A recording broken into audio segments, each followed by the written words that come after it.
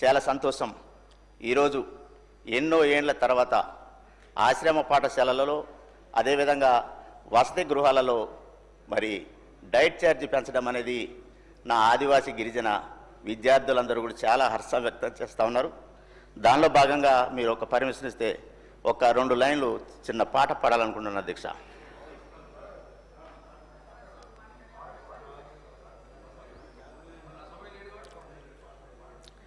ధన్యవాదాలు అధ్యక్ష.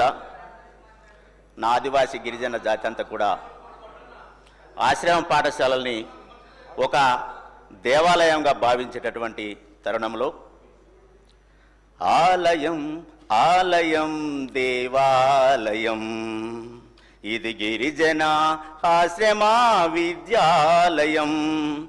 ఆలయం ఆలయం దేవాలయం ఇది గిరిజన ఆశ్రమ విద్యాలయం. గిరికోనలలో వెలసిన విద్యాలయం వనవాసి విద్యార్థుల జ్ఞాన జ్యోతి నిలయం. గిరికోనలలో వెలసిన విద్యాలయం వనవాసి విద్యార్థుల జ్ఞాన జ్యోతి నిలయం. ఎల్లలు లేని విద్యార్థికి కన్న తల్లి, ఎల్లలు లేని విద్యార్థికి కన్న తల్లి, కల్లలు ఎరుగని గిరిజన విద్యాలయం. కల్లలు ఎరుగని గిరిజన విద్యాలయం. ఆలయం ఆలయం దేవాలయం ఇది గిరిజన ఆశ్రమ విద్యాలయం. ధన్యవాదాలు అధ్యక్ష.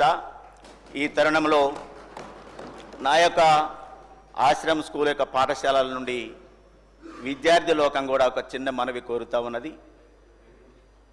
ఏదైతే గురుకులంలో కానీ కస్తూర్బాలో కానీ ఏదైతే ఇంటర్మీడియట్ అప్గ్రేడేషన్ చేయటం జరిగిందో, అదేవిధంగా ఎన్నో ఏండ్ల తరబడి ఆశ్రమ స్కూల్ వ్యవస్థ ఏర్పడినప్పటి నుండి కూడా ఈ రోజు వరకు కూడా ఇంటర్మీడియట్ అప్గ్రేడేషన్ కాలేదని కూడా నా ఆదివాసీ గిరిజన ప్రాంత ఆశ్రమ స్కూల్ విద్యార్థులందరూ కోరుతా ఉన్నారు. సార్, మీ ద్వారా ప్రభుత్వానికి సీఎం గారికి ప్రత్యేకంగా ఆశ్రమ స్కూళ్లను కూడా ఇంటర్మీడియట్ అప్గ్రేడేషన్ చేయవలసిందిగా తమరి ద్వారా నేను Subscribe us and press the bell icon for more interesting updates.